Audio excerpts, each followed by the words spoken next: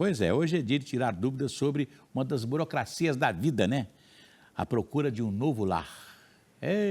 Eu sei que tem hora difícil, né? Um lugar para você morar e etc. Tal. Essa é uma decisão que envolve, naturalmente, muitos pontos importantes. E os contratos nem sempre são fáceis de entender. Os contratos, às vezes, são complicados. Por isso, vamos conversar agora com a advogada especialista em mercado imobiliário, a nossa querida Adriana Magalhães. A doutora Adriana Magalhães está aqui conosco para falar sobre isso, né? Obrigada. Nós temos as complicações aí de aluguéis, né? Lei do inquilinato, como é que funciona tudo isso aqui hoje, hein? Para um leigo é sempre complicado. Para a gente que lida no dia a dia é fácil. Então, por isso que é bom a gente estar disponível para as pessoas tirarem as dúvidas com a gente, né? A lei do inquilinato, ela é uma lei que foi feita em 1992 e era uma lei, antes dessa lei, era uma lei que privilegiava muito o inquilino. E toda lei que é muito tendenciosa, ela acaba prejudicando, porque as coisas têm que ser equilibradas. É verdade. E a lei veio para salvar o mercado imobiliário, porque hoje ela é equilibrada. Tem os direitos do proprietário, os direitos do inquilino, os deveres do proprietário, os deveres do inquilino, muito bem posicionados, né? Então, no Brasil especialmente, a gente não tem o costume de ler nem manual para a gente instalar o fogão, né? O que dirá uma lei do inquilinato. É verdade. A gente não lê manual de jeito nenhum, né? Não é? Os alemães que gostam, né? Mas a gente não gosta, não. Mas não é uma lei difícil e as práticas do dia a dia é que também comandam, né, as coisas. Porque o acordo entre as partes, ele sempre é possível, independente do que a lei fala. O importante é ser bom para os dois. Então, o que a gente faz, né, lá na imobiliária e as pessoas que nos procuram é sempre ver as vontades das partes e chegar num consenso. Doutora Adriana, a gente sabe que, né, nós temos aí vários tipos de aluguéis e muita coisa. Hoje as pessoas, nós temos várias formas da pessoa alugar alguma coisa, né? Como tem também as imobiliárias que não são muito confiáveis, não é verdade? Eu tive um caso, por exemplo, de uma amiga que ela alugou o apartamento dela e os últimos 3 meses que o inquilino morou lá não recebeu de jeito nenhum, né? A imobiliária acabou e não entregou o dinheiro a ela, né? Em todos os mercados, né? Tem os bons profissionais e os maus profissionais, né? Mas quais são os primeiros pontos de uma pessoa que deve avaliar antes de alugar um imóvel, por exemplo, né? Eu sei que eu hoje, se eu fosse alugar um imóvel ou comprar um imóvel, eu queria, se possível, passar uma noite lá no imóvel. Sabe por que que é? Porque é uma coisa muito difícil. Hoje o tal de barulho, né? Nossa, não? Você às vezes, aqui a vizinhança é maravilhosa, mas você não sabe que tem um cachorro que late a noite toda, tem uma criança que chora todo dia. O day use é uma boa ideia, viu? Eu acho que ele pode ser implementado. Gostei. Eu já tive essa proposta, olha, umas 2 ou 3 vezes. Eu tiro experiência para onde eu moro, né? Fizeram um prédio lá do lado, né? Um prédio maravilhoso e tal, etc. Tem um prédio de um lado que é de gente mais simples e um prédio do outro lado que é de gente melhor. O de gente melhor tem festa todo final de semana, né? E aí parece que tem um cantor que foi contratado por uma festa e é contratado por todas as festas e ele canta até às 3 horas da manhã.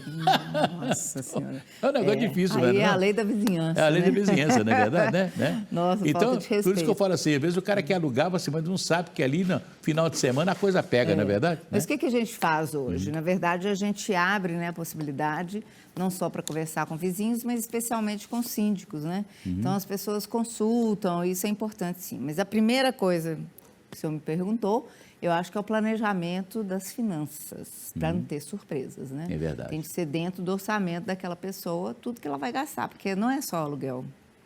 É aluguel, condomínio, IPTU. Né? Hoje em dia não tem mais fiador, então a garantia é onerosa. Tem que pagar junto com o valor do aluguel. Então, são muitas despesas. A própria despesa da mudança. Então, eu acho que o primeiro é planejamento financeiro. E procurar um bom profissional para auxiliar. E saber se vai aguentar pagar, né? Porque o inquilino hoje está, a senhora disse aí que está na conta do inquilino o IPTU, Isso. que eu acho até uma coisa interessante, que ele fala, não, IPTU porque o cara que está morando no imóvel, mas espera aí, está pagando para morar no imóvel, então quem tem que pagar o IPTU é o dono, não? Mas aí cai na conta do Do inquilino. Do inquilino. Do inquilino. Né? Se estiver no contrato, tá? É aquilo que eu falei dos combinados. Porque se não estiver no contrato, quem paga é o proprietário. Mas possivelmente o valor daquele IPTU vai estar incorporado no valor do aluguel. Está tudo incorporado no aluguel, né? incorporado. Normalmente está incorporado no aluguel. E qual é a base hoje de aumento dele? Qual que é o aumento hoje, a majoração do aluguel? Né? O aluguel residencial, que é o ponto aqui principal que a gente está falando, normalmente os contratos de locação residencial é de 3 anos, 36 meses. E o reajuste é anual, de acordo com IGPM ou algum outro índice. Qual tem sido os últimos tempos, o reajuste, a porcentagem do reajuste dos últimos tempos? 4% em média, anualmente. Corresponde à inflação, em geral. Sabe? Teve uma época aí que o GPM estava muito alto, então nós tivemos de negociar, ou quando está muito baixo também e não corresponde ao valor real de mercado, a gente negocia. Sempre, aquilo que eu falei, negociação entre as partes. Mas o índice normalmente é o IGPM e ele tem girado neste ano em torno de 4%. Doutora Adriana, e a tal de residência compartilhada? Como é que se faz?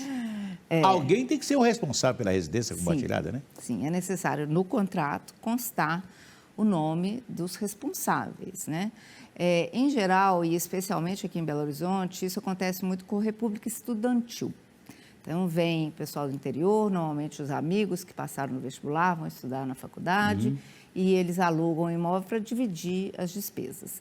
Normalmente é feito em nome dos pais, porque os estudantes não têm renda. É verdade. Né? Então, se um ou outro desocupar o imóvel, tem de comunicar à imobiliária, isso tudo ou ao proprietário, né, se não tiver imobiliária, isso tudo tem de ser acompanhado para não ter aquela surpresa, igual você contou aí lá na frente, de ficar sem receber o aluguel e não ter de quem cobrar. É verdade. Né? Então, no início do contrato, coloca lá quem são os responsáveis, os aluguéis vão correndo. Se, eventualmente, essa pessoa responsável ou outro dessa residência compartilhada mudar, é importante comunicar e alterar o contrato se necessário.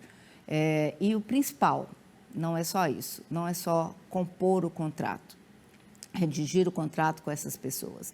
É também verificar no condomínio se aceita a residência compartilhada. Porque em alguns condomínios, como você mesmo comentou aí, de festas, e jovens gostam de festa, né? É verdade. Então, em alguns condomínios existe restrição. Então, tem de verificar se o condomínio aceita aquela moradia compartilhada. Eu lembro, por exemplo, aqui em Belo Horizonte, no centro da cidade, na Avenida Afonso Pena, tinha pessoas que moravam, tinha vários apartamentos, né? De pessoas que alugavam para moças, né? Que vinham do interior, tinha 5, 6, 7, 8 moças dentro do prédio, né? Morando num apartamento, então, que ficavam com uma cópia da chave para entrar na porta, né? Não é verdade?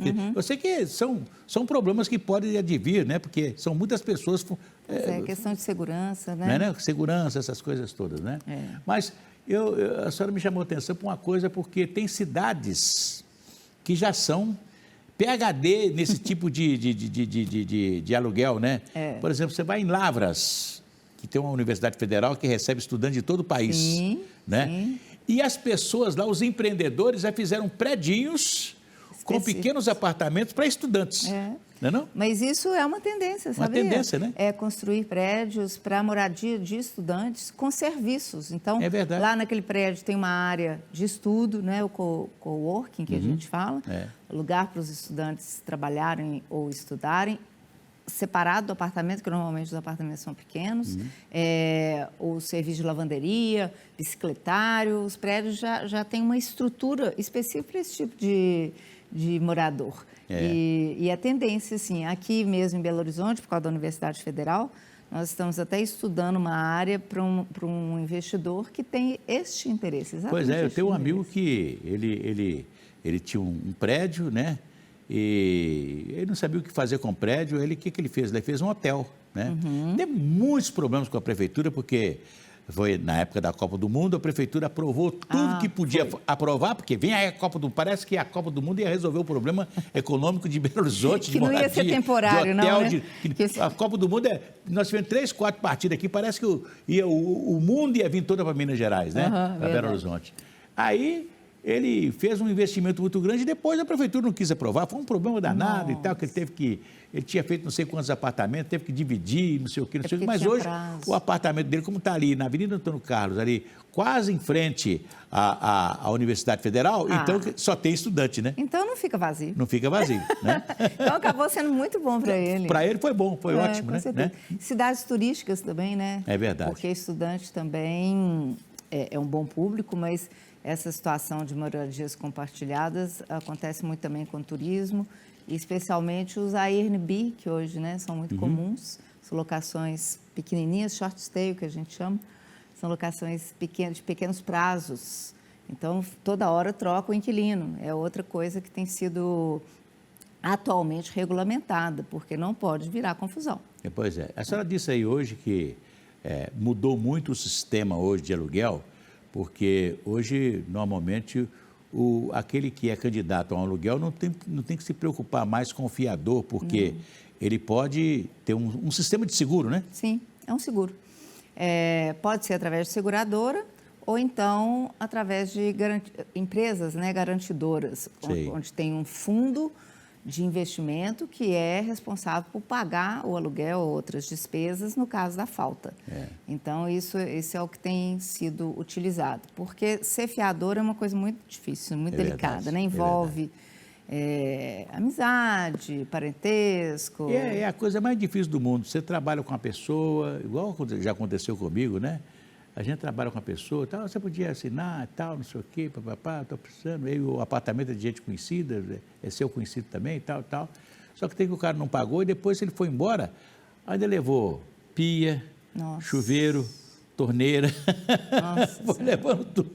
E deixou o apartamento pelado. Quer dizer, além de não pagar o aluguel, ele deixou um prejuízo ainda para o fiador. Pois é. Não é não? Isso não é justo, né? Não é justo, não é verdade? Justo. Né? E normalmente são pessoas ou familiares ou muito amigos. É a pessoa que você conhece, né? Então, a gente tem histórias lá bem tristes da imobiliária, na época que a gente aceitava fiador. Hoje são exceções. Não vou dizer que não aceito, mas são exceções. Pois é, que conselho a senhora daria, então, para uma pessoa que quer, para encerrar o nosso papo, quer alugar um imóvel, o que a pessoa tem que pensar primeiro? Só falou aí, pensar primeiro poder pagar, né? Primeiro é o financeiro, né? O segundo, a questão da localização, que eu considero mais importante no imóvel, né? O imóvel já fala, né? Imóvel, ele não vai sair do lugar.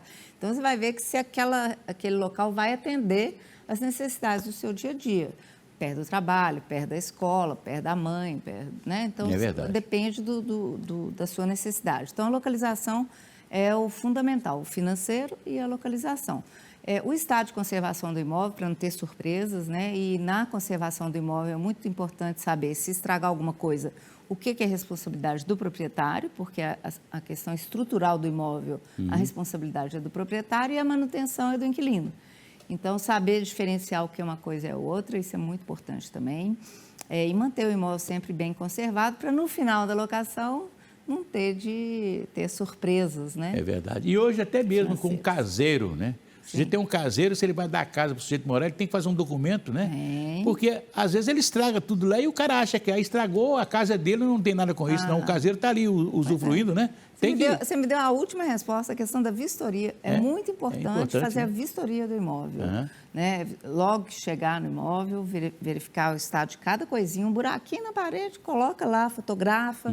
Né? Eu acho que quanto mais minuciosa for essa vistoria no início, menor a discussão na saída.